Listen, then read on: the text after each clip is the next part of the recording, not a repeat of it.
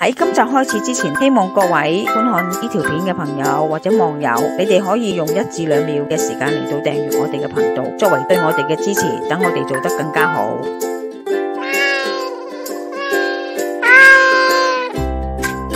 阿媽廚房有個故事，就係八仙食湯圓成仙。相傳咧，八仙之一阿呂洞賓就喺陽春3月。化為一個賣湯圓嘅老翁喺西湖邊叫賣喎。呢個時候女仙啱啱行過，咁啊要咗碗啦。佢又唔小心喎，一粒湯圓就咕碌咕碌咁滾咗落去西湖。咁啱又俾阿白蛇吞咗，咁於是咧阿白蛇成咗仙喎，化為人啦。咁啊特登嚟揾阿許仙。就結為夫婦，就成為一個白蛇傳嘅故事啦，亦都有斷橋產子。呢個係我媽教我哋搓嘅湯圓嚟，幾個人整嘅，整個過程咧好開心。有時咧猜湯圓，你落得水多，佢就變咗削粉，但係食姑娘猜削粉啊，所以我哋成日笑，哇粉好削啊，咁咪加咯喎。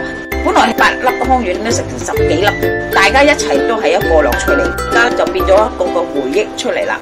今日我整翻柴湯圓出回想生活點滴。偏糖就有2種選擇，一個就係淺色少少，一個係深色，功效基本上係一樣。偏糖除咗可以解毒之外咧，亦都有滋潤皮膚嘅作用嘅。一片偏糖沖完涼之後淋喺身嗰度。皮膚會好爽嘅，咗片糖1小粒，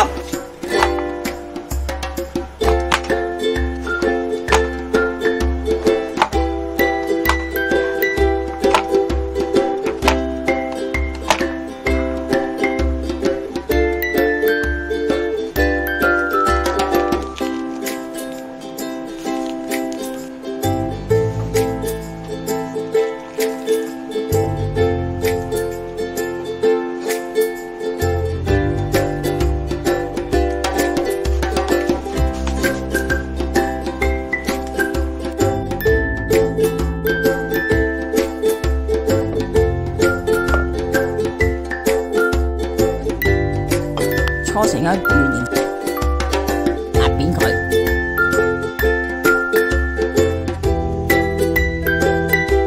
點啲芝麻醬包喺個湯圓裏邊。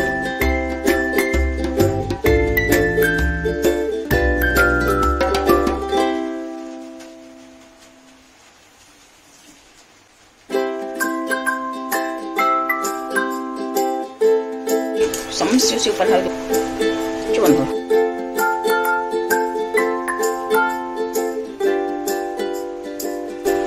呢個實穿啊！因為你貪心咯，太大嚿，好食啲嘛，大粒啲，咬口服，好似食金沙咁嘅。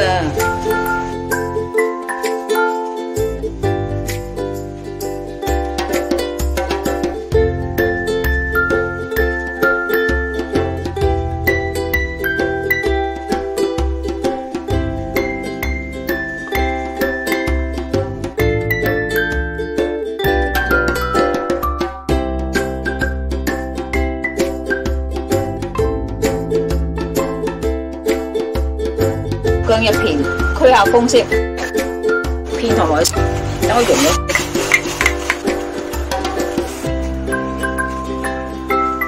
滾嗰時先落湯圓喎，凍水落黐底。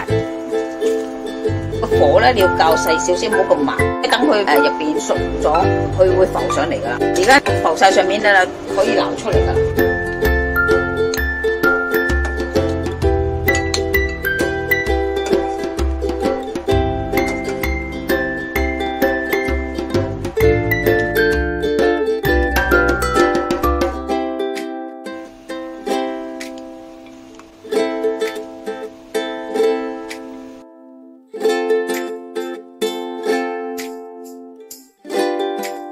今集已經差唔多啦，多謝各位嘅收睇。